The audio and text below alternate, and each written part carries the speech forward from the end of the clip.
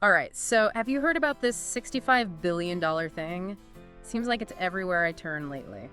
Yeah, it's definitely making the rounds. Yeah, and it's always something a little bit different, right? Like sometimes it's about jobs, sometimes it's about these companies, and other times it's about like political stuff. Right. Exactly. So we're doing a deep dive today to unpack all of this. We've got a stack of articles here from The Telegraph, GeekWire, Healthcare Dive, Even Pest Stakeholder, and The American Prospect. Wow, covering all the bases. We're going deep on this one. So first things first, this whole $65 billion figure, Where does it even come from? right, is it always the same, $65 billion? That's what we're trying to figure out. Even in these articles, it's not totally clear where this number comes from. Okay, so right off the bat, mystery number, mysterious origins. Could be a whole bunch of nothing, Or maybe something juicy, who knows? But in some of these articles, it seems like they're using it as a stand-in for any big investment. yeah, especially when they're talking about things like labor and creating jobs. But here's the thing. Sometimes where you see investment, you also see, Layoffs. exactly. Yeah, and we saw this in a couple of the articles. Like, GeekWire had this whole thing about First Mode. They're a clean energy company, right? Right. And they had to lay off a bunch of people. And then there's that Healthcare Dive article about next-gen healthcare. Same story. Same story, different industry, layoffs. So we've got these companies, and while it's not always clear if it's related to that $65 billion figure, they're making big decisions, big money is involved, and then, unfortunately, People lose their jobs. yeah, it makes you wonder, Well, is it just a business decision? right, or is there something else there? Like, when you're dealing with that much money, do you have a different responsibility to think about the people involved? Tough question. Really tough. And it's not just about businesses, right? You mentioned something earlier about politics, and this $65 billion. It's all connected. That Telegraph article, for instance. They were saying that labor in the UK, they might have been playing fast and loose with the numbers when it came to those winter fuel payments. They didn't say $65 billion exactly, did they? No, not specifically. But it's like they're using these big, eye-catching numbers. To get your attention. Exactly. Makes you wonder, how much of this is just for show? That's the question, isn't it? Yeah.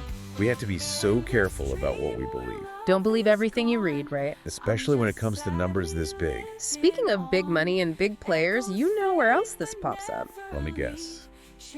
Private equity.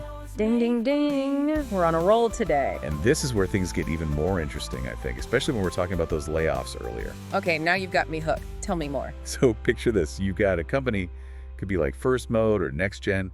They're having a rough time not making ends meet. Yeah, they need someone to come in and save the day. Exactly. And here comes private equity, riding in with their big promises of investment and turning things around. But it's not always sunshine and roses, is it? What's the catch? Well, private equity, they often use this strategy, leveraging, they call it. Leveraging, okay. They use the company's own assets to borrow a whole bunch of money.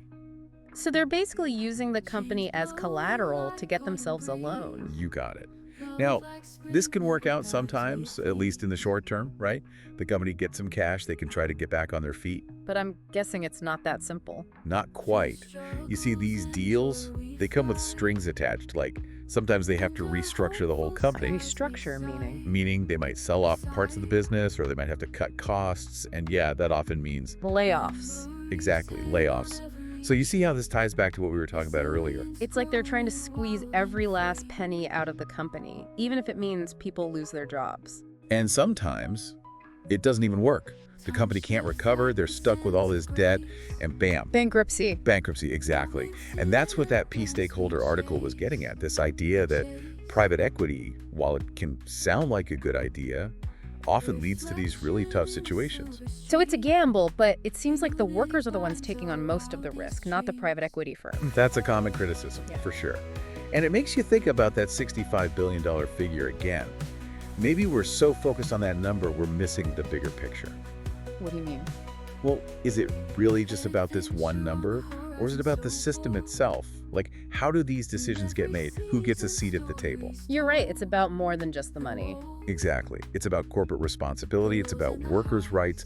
It's about making sure that everyone benefits, not just a select few. It's about fairness, transparency, all of that. Couldn't have said it better myself. These are complex issues, but by talking about them, by shining a light on them, we can start to make a difference. And hopefully make sure that workers aren't left holding the bag when these big financial decisions are being made. Exactly. So where do we even go from here? It feels like we've uncovered this whole web of corporate dealings and financial jargon, and it's a lot to unpack. It definitely can be overwhelming, yeah. But that's why we're having these conversations, right? The first step is understanding what we're dealing with. Knowledge is power, or something like that. Exactly. And once you have that knowledge, you can start to ask the right questions. So what you're saying is don't just accept things at face value. Do your own digging. Exactly. Look beyond the headlines, especially when it comes to these big financial claims. Who's saying it? What's their angle? Do they have any proof? It's like that old saying, right? If it sounds too good to be true. It probably is. And that goes double for anything involving large sums of money. Makes sense. So it's about being a savvy consumer of information, whether we're talking about our own money or these big companies and industries. Absolutely. Yeah. Don't be afraid to use your voice. If you work for a company and you see something that seems off, or if you're worried about the direction things are going, speak up. Easier said than done sometimes, right? True, it can be intimidating. But remember, you have a right to ask questions, to demand transparency. And there are resources out there to support you, organizations that are fighting for workers' rights. So it's about being informed, being proactive, and being willing to speak up. Exactly. Because at the end of the day, these aren't just abstract economic concepts we're talking about. These decisions, these numbers, they affect real people's lives. And it's our job to make sure those people are protected. Couldn't have said it better myself. It's about fairness, it's about accountability, and it's about creating a system that works for everyone, not just a select few. And on that note, we've reached the end of our deep dive into the world of labor investment, corporate responsibility, and the power of asking tough questions. We hope you found it informative and maybe even a little bit empowering. Remember, you have a voice, and it matters. Use it. That's all the time we have for today, but as always, keep learning, keep questioning, and keep exploring. We'll see you next time.